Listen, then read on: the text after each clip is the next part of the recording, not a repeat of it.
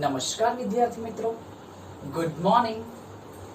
Video lecture પુનરાવર્તનનો બીજા નંબરનો પહેલા નંબરના વિડિયો લેક્ચરની અંદર આપણો ચાલે છે પાઠ નંબર 2 પ્રાણીઓમાં પોષણ.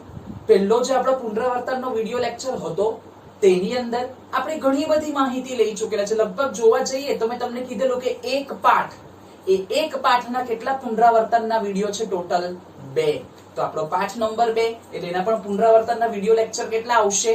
2. જે પૈકી એક વિડિયો લેક્ચર આપણે શીખી ગયા છીએ, સમજી ગયા છીએ. એટલે હવે આપણે શરૂ કરીશું પાઠ નંબર 2 નો લાસ્ટ નંબરનો વિડિયો લેક્ચર પુનરાવર્તનનો વિડિયો લેક્ચર નંબર 2. આપણે જોઈશું તો 16 નંબરના પાના સુધીની આપણે જઠરની ઉપર સુધીની ચર્ચા પૂરી કરી ગયેલા હતા. તો હવે આપણે જોઈએ તો 16, 17 ને 18 પાનું ફેરવીશું એટલે તો પાઠ પૂરો થઈ જશે. તો મગજમાં પ્રશ્ન થાય કે સર આવો કેવો પાઠ? એક પાઠની અંદર ઘણા બધા પાના આવી ગયા અને એક પાઠની અંદર ફક્ત 2 જ પાના છે. તો વિદ્યાર્થી મિત્રો, આ જે 2 પાના છે તેની અંદર સમજવાનું ઘણું બધું વધારે છે. એટલા માટે મેં શું કર્યું કે જેટલું આગળના વિડિયો લેક્ચરની અંદર વધારે આવ્યું તેટલું લઈ લીધું. હવે આની અંદર સમજવાનું કેવું છે? પ્રમાણમાં વધારે. તો ચાલો વિદ્યાર્થી મિત્રો શરૂ કરીએ પુનરાવર્તનનો વિડિયો લેક્ચર નંબર 2.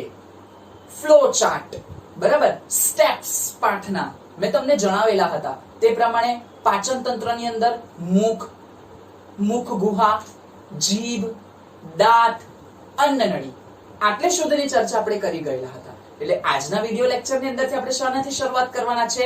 જઠરથી શરૂઆત કરવાના છે, બરાબર છે? તો જઠરની જો વાત કરીએ તો આ રીતની પહેલા તો એની રચના જોવા મળે છે આપણને. જઠરની રચના આ રીતે આપણને જોવા મળે છે, બરાબર? તો જઠર એના પણ 2 છેડા આવે છે. એમાંનો એક છેડો છે તે કોની સાથે જોડાયેલો છે? અન્નનળી સાથે જોડાયેલો છે. અને જે બીજો છેડો છે તે નાના આંતરડા સાથે જોડાયેલો છે. જઠરની જે દિવાલ છે તે ખૂબ જ જાડી છે અને એ યુ આકારની શું ધરાવે છે? કોથળી જેવી રચના ધરાવે છે. વધુમાં બીજું શું છે કે ભાઈ જઠરની અંદર શ્લેષ્મ, હાઇડ્રોક્લોરિક એસિડ અને ઘણા બધા પાચક રસનો સ્ત્રાવ થાય છે.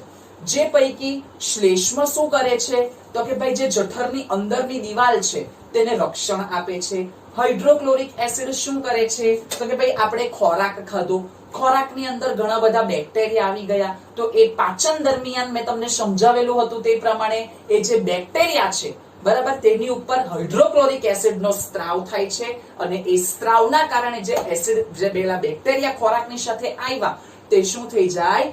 નાશ પામે. એટલે હાઇડ્રોક્લોરિક એસિડનો ઉપયોગ એના તરીકે થાય છે અને પાચન પણ થાય છે જઠરથી, બરાબર? એટલે એની અંદર શું આવે છે? જઠરની અંદર ખોરાકનું પાચન થાય છે. પૂરેપૂરું થતું નથી, બરાબર? પણ એ પાચન કરવા માટે અમુક પાચક રસ પણ ખોરાકની ઉપર શું થાય છે? ઠલવાય છે, સ્ત્રાવ થાય છે, બરાબર? એટલે જઠરની અંદર આટલી ચર્ચા આપવામાં આવેલી છે, બરાબર? તમે વાંચશો તો તમને ખ્યાલ આવી જશે. ઓરિજિનલ વિડિયો લેક્ચર જોશો તો આપણે ફક્ત આ 2 જ ટોપિક જઠર અને નાના આંતરડાની ચર્ચા કરેલી ને તેમાં જ આપણો મોટો વિડિયો લેક્ચર થઈ ગયેલો હતો. એટલે આમાં આપણે બધા પોઈન્ટ્સ વિશે ચર્ચા કરતા છીએ.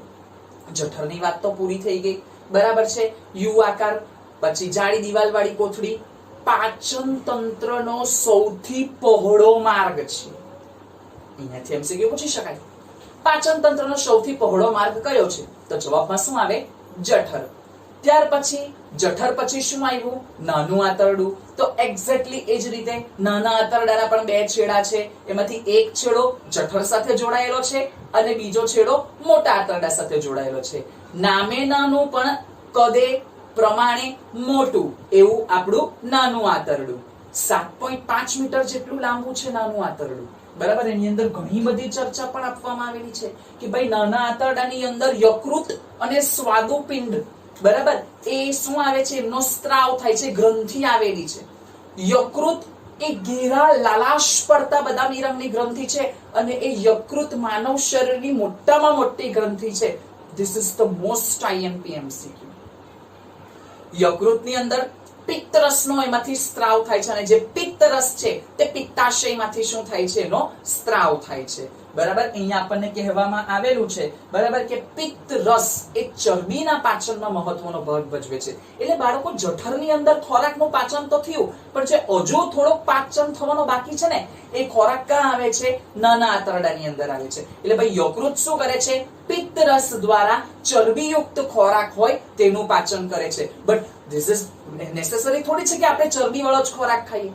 આપણે કાર્બોદિત વાળો ખોરાક ખાઈએ, પ્રોટીન વાળો ખોરાક ખાઈએ, બરાબર. તો સ્વાદુપિંડ આવેલું છે એ જઠરની નીચેના ભાગમાં આવેલું છે. અને જે સ્વાદુપિંડ છે, યકૃત લાલાશ પડતું, ઘેરા લાલાશ પડતું છે, ત્યારે આ જે સ્વાદુપિંડ છે બરાબર તે કેવું છે? આછા કલર વાળું છે. અહીંયા તમે જોશો તો આછા બદામી રંગનું ગ્રંથિ કલર વાળી આવેલી છે. સ્વાદુપિંડમાંથી આપણે સૌ જાણીએ છીએ તે પ્રમાણે સ્વાદુ રસનો સ્ત્રાવ થાય છે. એ જે સ્વાદુ રસ છે એમાંથી કાર્બોદિત, પ્રોટીન, અહીંયા લખવામાં આવે છે, અને ચરબી બરાબર એવો ખોરાક હોય, એવા ખોરાક પર શું થાય છે? પાચક રસનો સ્ત્રાવ થાય છે. અને એ પાચક રસનો સ્ત્રાવ થાય છે અને ખોરાકનું શું થાય છે? પાચન થાય છે. હજુ થોડો ઘણો ખોરાક પાચન થવાનો બાકી હોય તો એ બાકી રહેલો પાચન થવાનો ખોરાક હજુ નાના આંતરડામાં નીચે જાય છે, બરાબર. અને આપણે ચર્ચા કરેલી તે પ્રમાણે અહીંયા લખવામાં આવેલું છે કે હજુ બીજા નાના આંતરડામાંથી શું થાય છે? પાચક રસ એ ખોરાક પર ઠલવાય છે. અહીંયા લખવામાં આવેલું છે કે એ પાચક રસ ઠલવાય ને ત્યાર પછી ધારો કે આપણે કઠોળ ખાધેલું છે, એટલે કઠોળમાંથી આપણને બધાને ખબર છે કે પ્રોટીન મળે છે. તો એ પ્રોટીનનું રૂપાંતરણ એમિનો એસિડમાં થાય છે. પહેલી પરીક્ષામાં મેં આ સવાલ પૂછેલો હતો કે પ્રોટીનનું પાચન થઈને શેમાં રૂપાંતરણ પામે છે? એમિનો એસિડમાં રૂપાંતરણ પામે છે. પછી અહીંયા આપણને કહેવામાં આવે છે કે ચરબી, તો ચરબીનું ફેટી એસિડ અને ગ્લિસરોલમાં રૂપાંતરણ થાય છે. કે ચરબી વાળો જો કોઈ ખોરાક ખાધો, amino acid, fatty acid, glycerol, આ બધી વસ્તુનો આપણા શરીરમાં શું ઉપયોગ છે, એ આ બધી વસ્તુ આપણા શરીરમાં કઈ રીતે ઉપયોગી છે એના વિશેની ચર્ચા વિડિયો લેક્ચર જે રેગ્યુલર હતો તેની અંદર આપણે ઊંડાણપૂર્વક કરેલી હતી. એટલે તમે એક વખત એ પણ જોઈ લેજો, બરાબર. ત્યાર પછી ધારો કે આપણે કાર્બોદિત પેજ નંબર 17 મેં તમને કીધેલું છે કે વિડિયો લેક્ચર જોવા બેસો ત્યારે ચોપડી લઈને બેસો. કાર્બોદિતનું પાચન થઈને ગ્લુકોઝ અને સરળ શર્કરા બને છે. એટલે આ ત્રણમાંથી વિકલ્પ પૂછી શકાય.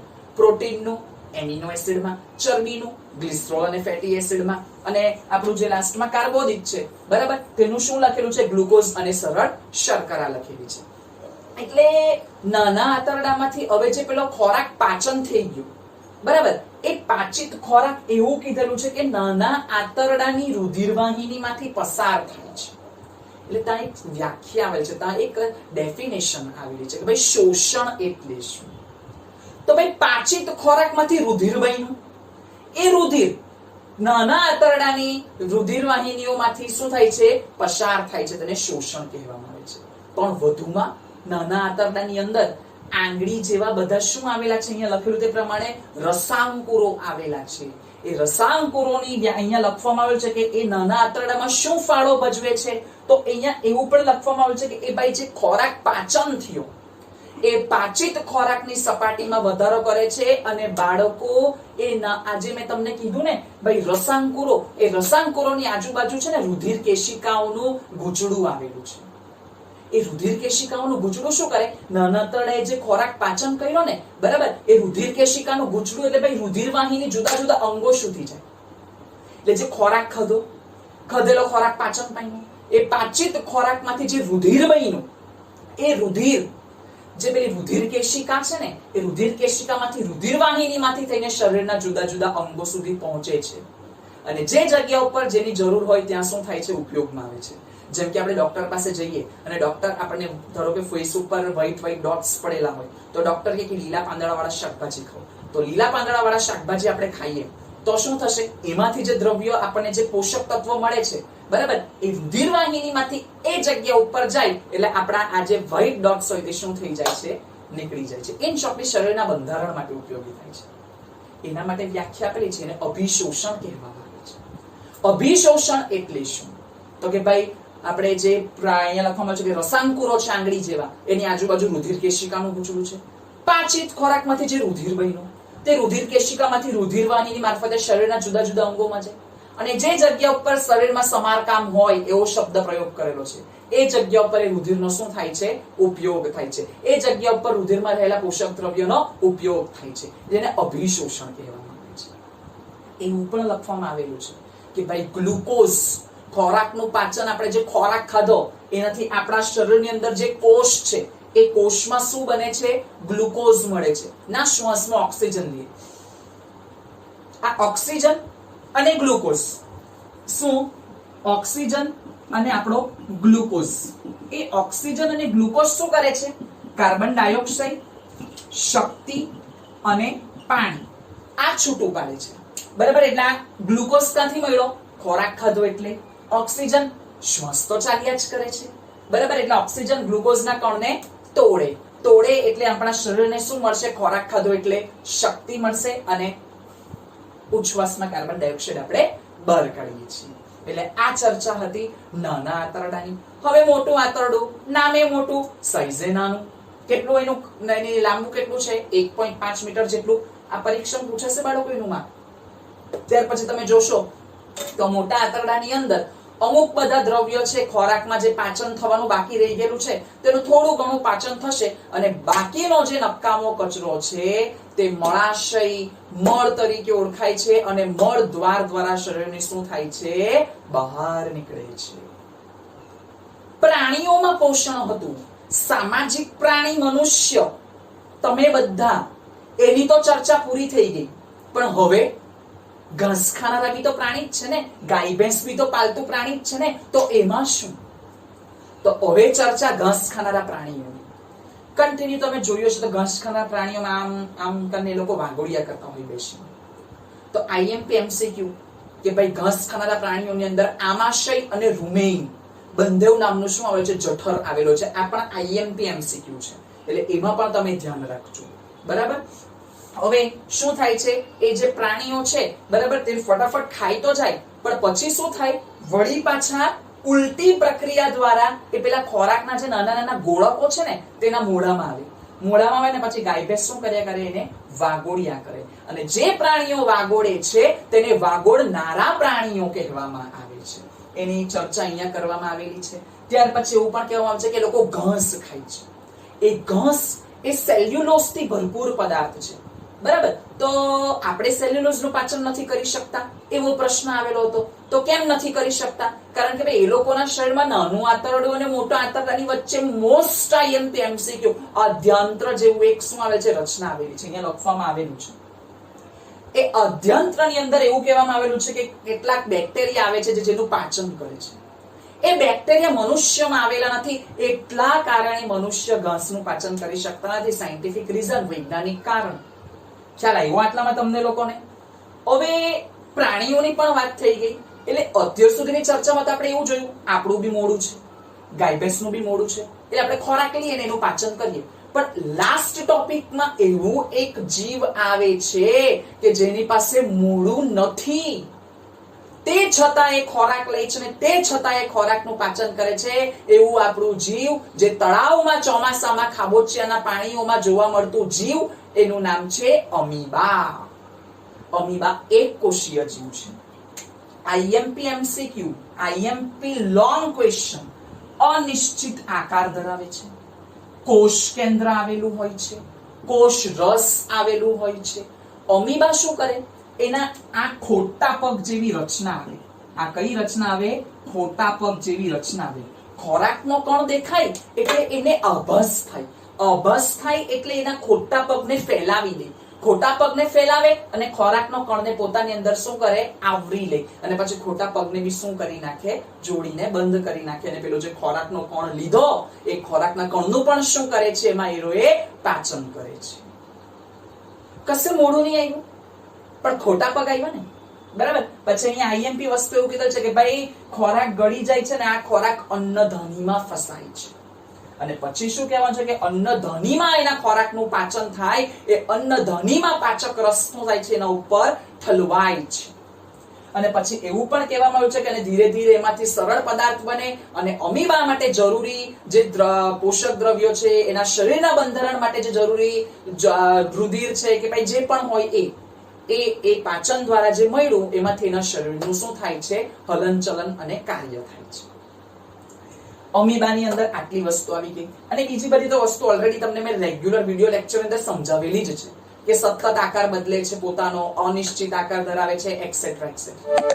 લગભગ બધા જ ટોપિક મેં અહીંયા ક્લિયર કરેલા છે, સમજાવેલા છે, બરાબર, હાઇલાઇટ બધા જ કરેલા છે.